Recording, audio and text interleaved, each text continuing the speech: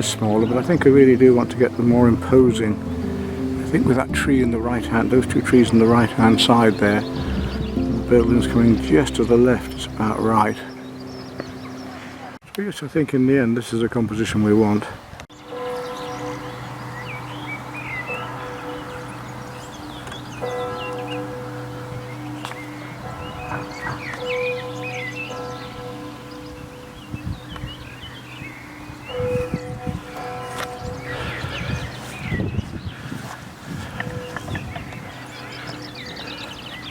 But here I am with my friend Lynn, and we're here to paint, is it Le Dorat or Le Dorat?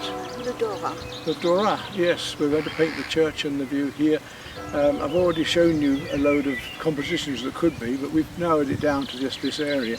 And Lynn hasn't painted in watercolour for a long time, and just because she's got to try and follow along with Pete, paint with Pete here today.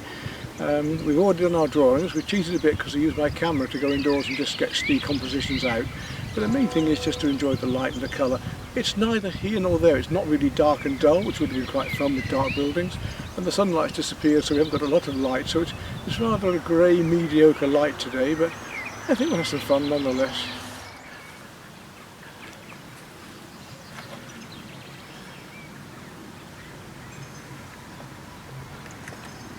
Yeah. So we want to start with the sky today, and we're going to use, Lynn's going to use a nice big hake, and I'm going to use my my oval mop. And what we want to do first of all is, looking at this sky, it's not pure white cloud, it's not bright white, so we'll probably start with a very thin yellow ochre is going to go right through this. We'll probably start with the yellow ochre, so I'll just clean it up a bit because it's got a bit dirty. We're using the Sonny brush paints again today. Let's have a look at that and see if that's more like it. So we're going to put a wash of yellow ochre in first.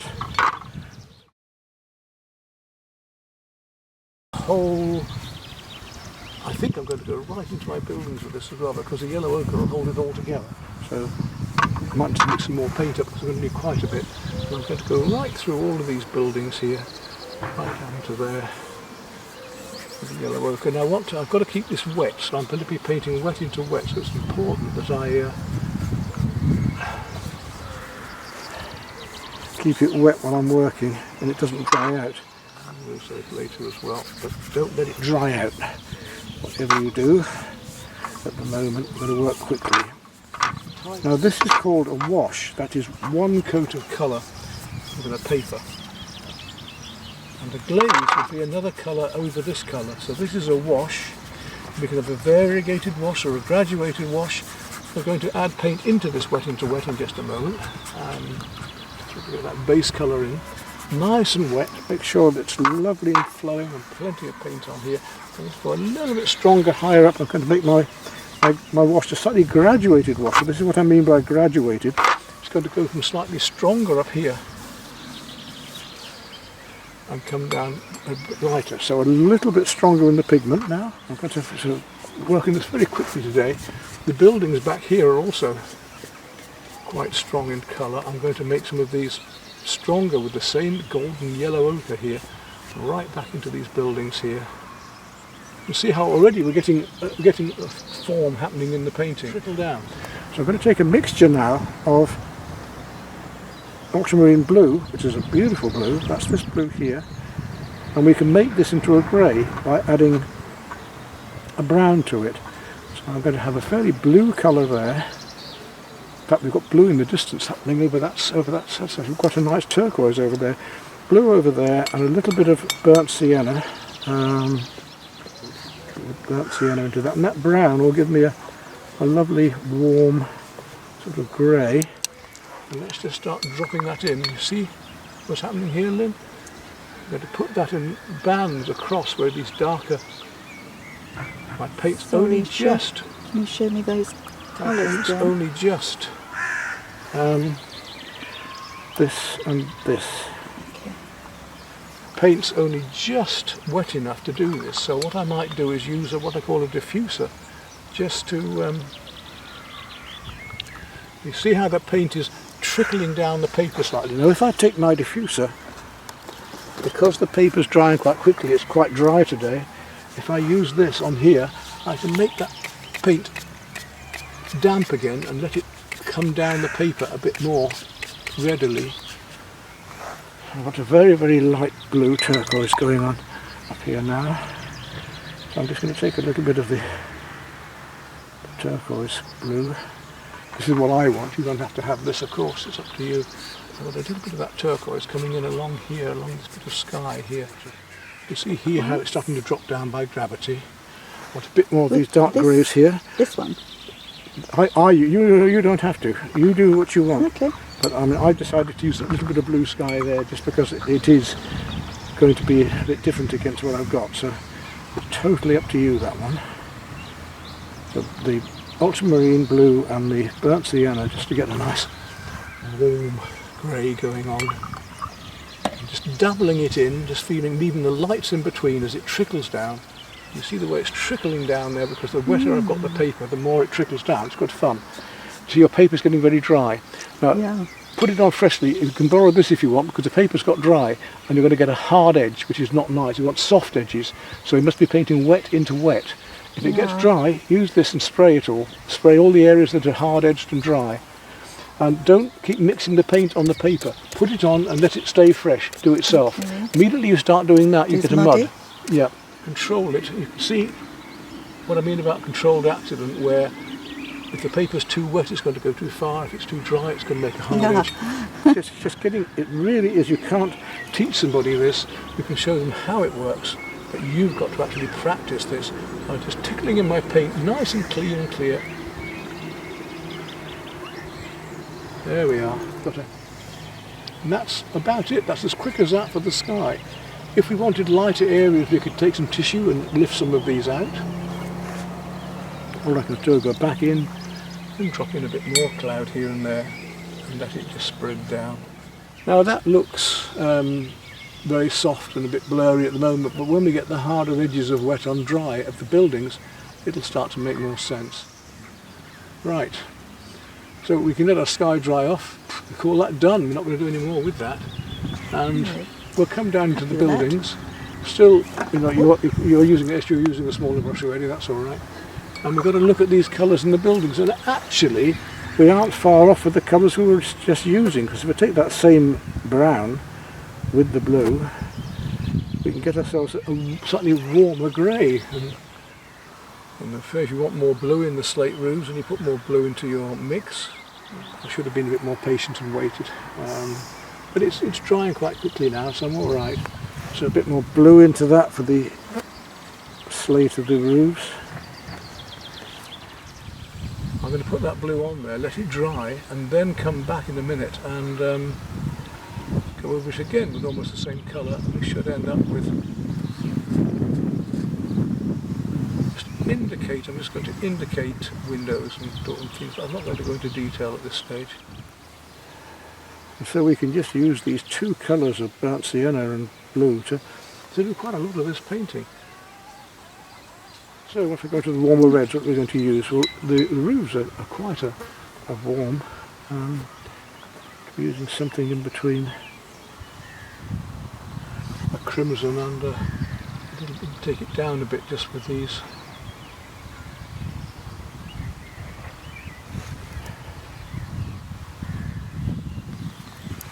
Crimson, a little bit, that's too much, a little bit of orange in it. Just indicate windows and paint all the details in, but just try and leave your lighter areas and gradually build up to the warmer colours as we're going along.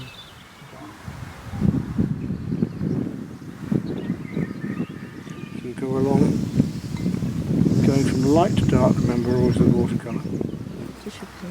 There's more cooling things than you think. That's why I've got a lot of blue going on in mine before putting the red on. I'm just letting it gradually, each little surface is wetting to wet and gradually bringing them out. Almost ready to start some of my trees. I don't want too much more in it. You just want to hint at everything today. We just want to enjoy feeling the impression of it. Now with the trees, we've got sunlight out now, so we've got these very light areas going on as well on the buildings too. So unless I actually use white gouache, because the only way you can go lighter is to use pastel or light gouache or acrylic over it to put lights back in again. The only other way, if you didn't use masking fluid to start with to leave lights, is to use the damp brush just to lift out some areas and see if we can get some of the lights just to come back a bit like that. And look at these trees now, look at the lovely different green trees. Now this is where we come to this thing called colour hues, where the trees differ in their hues.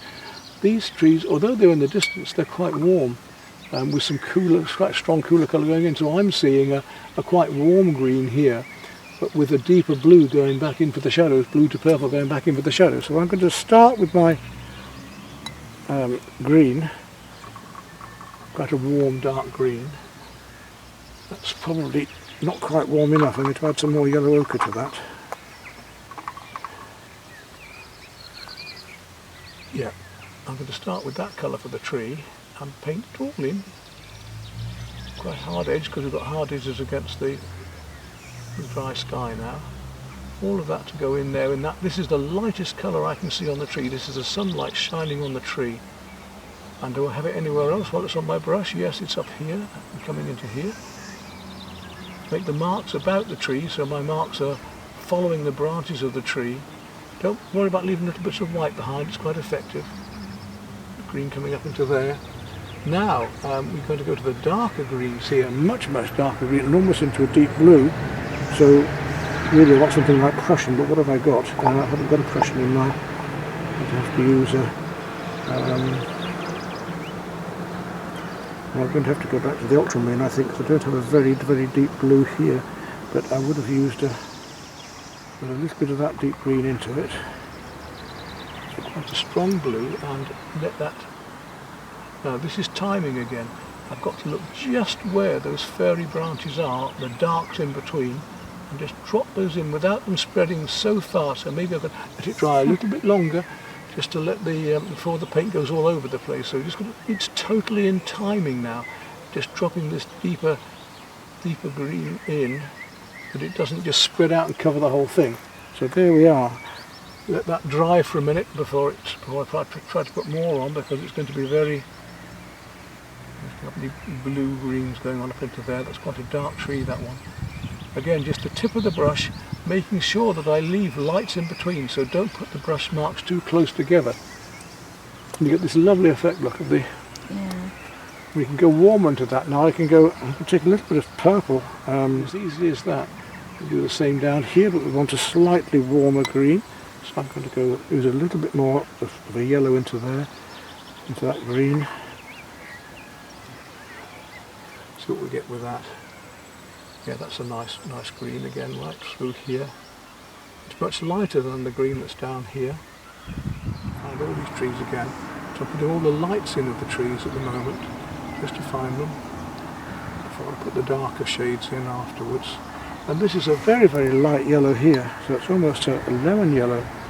And these trees coming through here, very light lemon yellow to go as against the yellow ochre down here. That lemon yellow right the way across these here. Down here.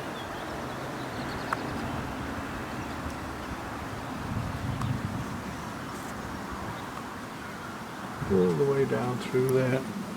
So even the background green, even the base greens. The light's totally changed now as the sun comes out. While I'm at it, let's look at the grasses down here. And I've got that lovely lot of yellow flowers down the bottom. Letting it go wet into wet. Just be fluid flowing. This is what this is what you said you liked, isn't it, Lynn? You know, the beauty of watercolour. Just get this lovely wet into wet, luminous quality of this going on, as compared to the duller colours up here. This is the thing. If what I was originally intending was a much darker sky, and these being almost, very dark against it. But today we've gone now from medium light earlier on to suddenly it's much brighter. Cooler greens and that's the background. That's very strong dark colours there, but because of course as soon as we get bright sunlight we get very strong darks and much stronger lights against each other, so the whole colour range changes. Neighbours. Yeah, you get the idea. No, I've got it completely left behind and my colours aren't. Well, you've got the colours there that are right, but you've got to move on to this stage. I'm just moving on. I can't do the buildings. I can't do the buildings. You're painting in the tones and the shapes. So Yeah, but the shapes aren't there because I think I needed more detail for the building. but if you still go back now and draw them in, I'm finding it as I go along because I've got the basic shape, so I can say, well, that's the roof there. It could be a bit darker yet, but I've got little windows going along here, so I'm just hinting at them. So you've got to go back there. If you haven't got enough detail, you've got to go back and find it again with the pencil if you want. Yeah. If that helps you. But just feel secure. Merci, c'est gentil. Oui. Pour moi, c'est la première fois.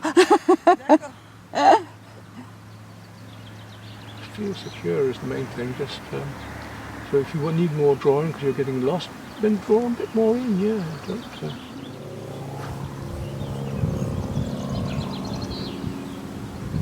It's very bright. I don't know how it's suddenly come to it totally changed the whole picture. Really.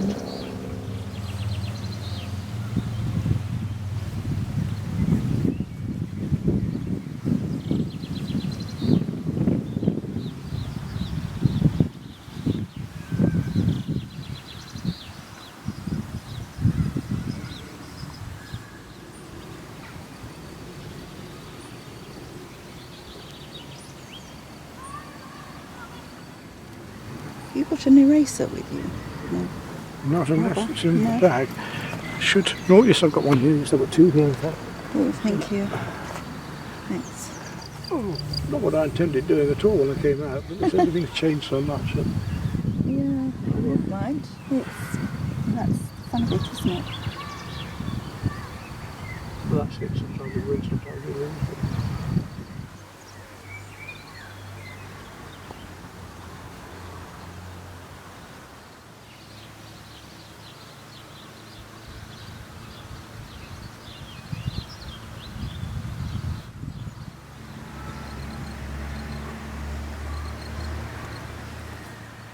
Sometimes it's good to have runs. Sometimes it's good to have the runs.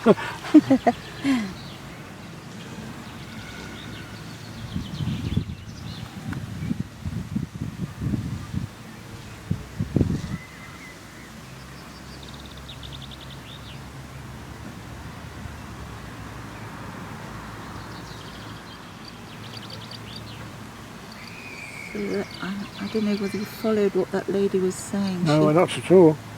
Her daughter draws and paints, but portraits. Yeah. And she said she absolutely captures the people she's painting. What I might do is a little bit of texturing. You know about sea sponges, don't you? Yes. Yes. So you've got to get the right sponge. That's the trouble. It's I've made a mess in that paint. That green sticks to the brush. It won't come off. Yeah. That one, it sticks. It Which won't one? come off in the water. This one. Oh. Yeah. It's really glued. Well, it's got soft, so you don't want to put too much on. Just a touch.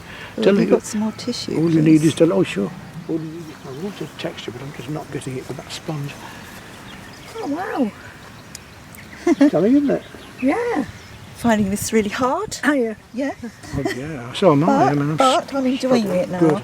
I had to- You're getting into that's it. And really, that's get all these light colours. Really go for the sunshine. But that lemon yellow there. Look, you're going to need that a lot. And really get the light colours first. Think Don't I make them need too dead. Change my water. And while it's still wet, drop into them. That's the lemon yellow there. Oh. But only want a touch of it and plenty of water. Keep thin. Don't go too heavy yet. You might do as I've done and go later, but don't thin that right down on your palette because that's very light. That's it. That's what you're starting with, and then you can go to look at the difference in cool and warm light greens. Get all of those established. While it's wet, then you can drop back in your dark colours. You see, just drop them into it. Find the shapes. Make your brush marks about the shapes. That yellow swathe there is what I want.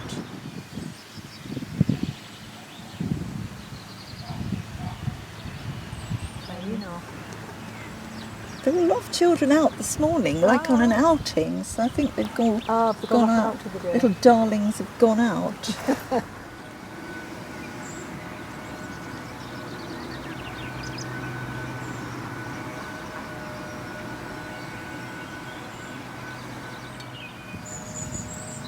I sense that you're not happy about something. I'm just going to come to the stage where do I want to do much more. I mean, actually it's come out better than I expected it to. It was getting a bit overworked, but I've taken it even further in working it, and I'm much happier with a lot of it now. It's Good. It's just the last stage of just what to, what it needs is a few marks and be right and make the whole thing, or I can start, Ruin it. that's right. Yeah. I can start making a mess of it. Ooh, sounds quite warm. Yeah, it's really lovely now. Lovely. My word, completely changed. This is what France should be like. Roasting in This is nuts what I was hoping going to be like for your week here.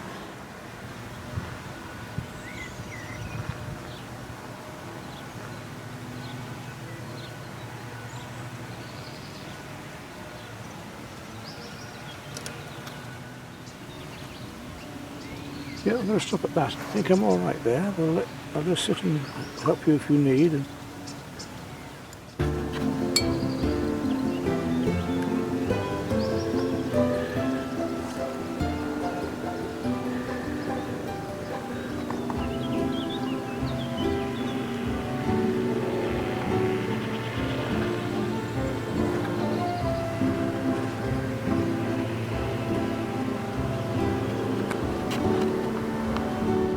there, now we've got the sunlight on the painting, you can see the colours in the painting more. And Lynn's behind, still working on hers.